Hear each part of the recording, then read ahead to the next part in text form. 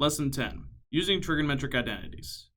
In previous lessons, we saw the utility of Pythagorean identities as well as quotient and reciprocal identities.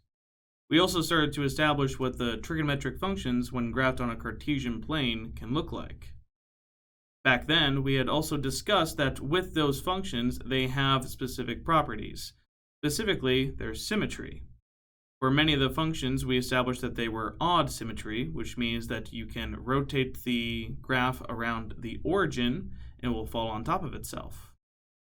Some of the functions, cosine and secant specifically, were established as even, which means that if you reflect it across the y-axis, then it falls on top of itself. We also have even and odd identities that show numerically what is happening with those functions. However, to some extent we have already been using these, but let us establish them more concretely.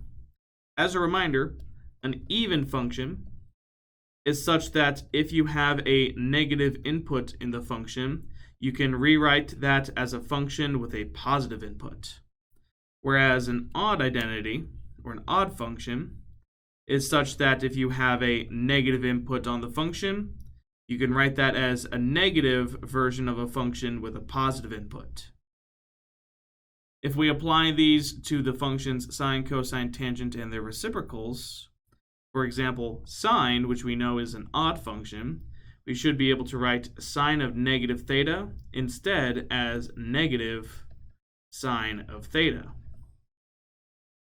Cosine is an even function, so that can be written for cosine of negative theta just as cosine of theta.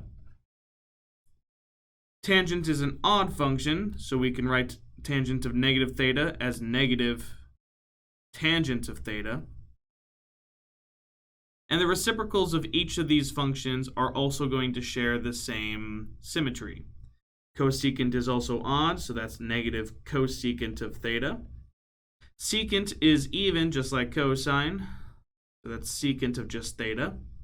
And cotangent is odd, just like tangent, so that's negative cotangent of theta.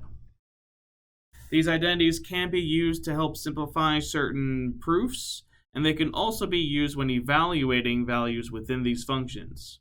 For example, if you want to evaluate sine of negative pi over 3, you could instead consider sine of negative pi over 3 the same as negative sine of just pi over 3.